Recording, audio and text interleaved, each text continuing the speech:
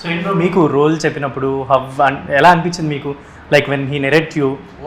నేను అంటే he gave me the script, ఒక రూమ్ ఇచ్చి చదువుకో అన్నట్టు he gave me space.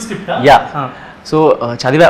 First half చదివా, సెకండ్ హాఫ్ చదివా, బికాజ్ 2 బ్యూటిఫుల్ హాఫ్స్. సో నేను ఫస్ట్ హాఫ్ చదివి అది I process the whole thing, మళ్ళీ నెక్స్ట్ డే వచ్చి మళ్ళీ సెకండ్ హాఫ్ చదివి, ఆ తర్వాత కూర్చొని మాట్లాడుకున్నాం సినిమా గురించి. అండ్ నేను ఏ స్పేస్లో ఉన్నాను అంటే, మీరు నాకు ఇందులో ఏ రోల్ ఇచ్చినా నేను చేస్తాను అనే స్పేస్లో ఉండే. I love the script so much.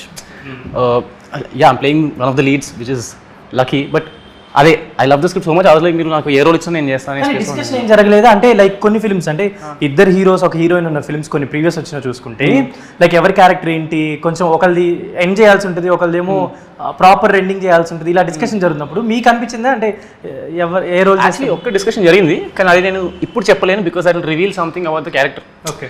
So cinema release అయ్యాక మనం మాట్లాడుకుంటున్నప్పుడు then I can tell you what that discussion was. So మీకైతే 2 రోల్స్ ప్రామినెంట్ అనిపించింది? That was not even question. అంటే నా దృష్టిలో నాకేమనిపిస్తుంది అంటే, see at the end of the day the hero is the script, we're all contributing to the script. మనం ఒక కథ చెప్తున్నాం, సో ఈ కథ చెప్పడానికి నేనేం చేయాలో నేను అది చేయాలి, ఈ కథ చెప్పడానికి ఆమె ఏం చేయాలో ఆమె అది చేయాలి. So I think that's how I see it. Hero heroine అలా కాకుండా, cinema is bigger than us, the story is bigger than us. If you pick good scripts you will be fine అనే థాట్ ప్రాసెస్ ఉంటుంది. And మీ సినిమాకి ఒక biggest asset I think Hesham music అనుకుంటా కదా? Definitely. అంటే సాంగ్స్ మీకు ఒక సాంగ్ వచ్చింది, అండ్ ఇవాళ ఇప్పుడు చిత్ర గారు పాడిన సాంగ్ కూడా ఒకటి రిలీజ్ అయింది కదా? సో ఎలా అనిపించింది మీ సాంగ్స్ వింటుంటే? లైక్ వెనెవర్ అంటే మనం వేరే సాంగ్స్ హమ్ చేసుకునేటప్పుడు, మన సాంగ్స్ మనం హమ్ చేసుకుంటూ వేరే వాళ్ళు వింటున్నప్పుడు ఆ ఫీల్ కొంచెం చాలా గుడ్ అనిపిస్తుంది కదా? నేను ఇందాకే ఆ సాంగ్ విన్నా అండి, ఎందుకంటే ఇందాకే వచ్చింది అది 1 గంట క్రితం. అది ఒక్కసారే వినడం జరిగింది, ఎందుకంటే ఇంటర్వ్యూ బిజీలో ఉన్నా. కానీ ఆ ఒక్కసారికి సగంలోనే నాకు ఇది చాలా ఎక్కువ రోజులు ఈ పాట గుర్తుండిపోతుందని అనిపించింది. మీరన్నట్టే హేషామ్ గారు అంటే సాంగ్సే కాదండి, ఇప్పుడు బీజిఎం తీసుకున్నా, రికార్డింగ్ తీసుకున్నా, రేపు పొద్దున్న మీరు సినిమాలో చూస్తారు. ఈ సినిమాకి అది చాలా పెద్ద ప్లస్, చాలా పెద్ద. అంటే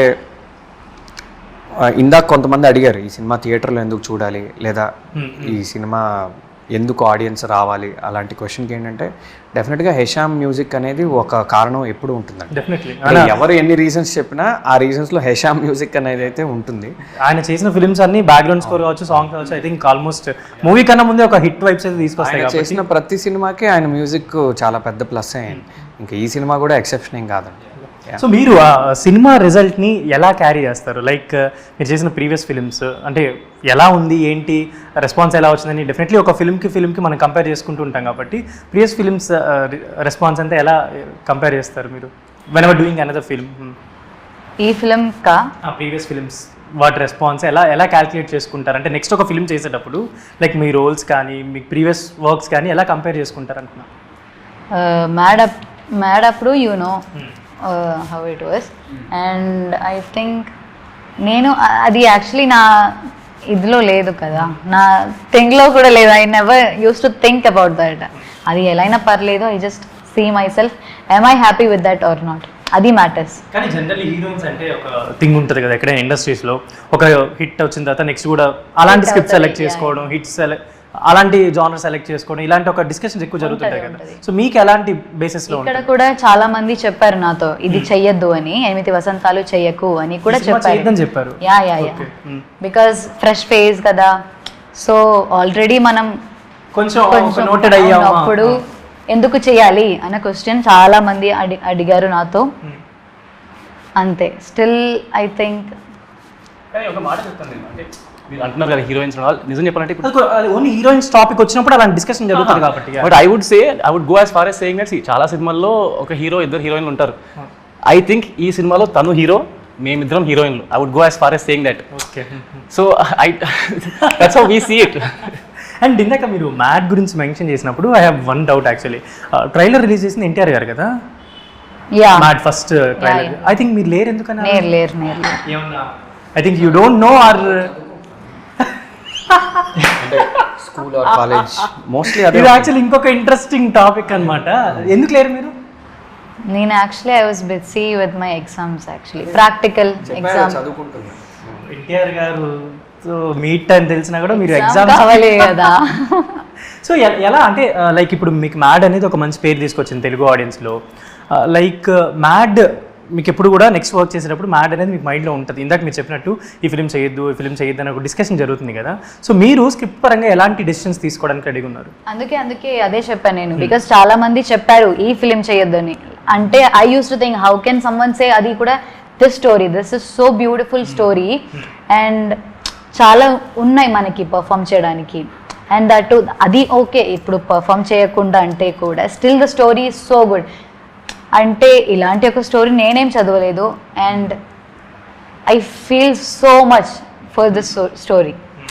సో అంతే, నేను I just ignored everyone and 8 వసంతాలు కోసం I just held it close అంతే. అండ్ ఇంకొకటి కూడా చాలా మంది హీరోయిన్స్ ఒక మూవీ హిట్ అయినా, ఒక మూవీలో మనం పార్ట్ అయినా, అది మంచి సక్సెస్ వచ్చిన తర్వాత they use it more, like ప్రమోషన్స్లో అవ్వచ్చు, ఎక్కువ కనిపించడం అవ్వచ్చు ఇలా. కానీ మీరెందుకు అసలు ఆ సినిమా తర్వాత చాలా I think hide up event your place, ఎందుకు ఇదంతా? ఎక్కడ కూడా యాక్టివ్గా అంతగా కనపడక నేను చెప్తాను. ఇన్ జనరల్ కరెక్ట్లీ ఉందా?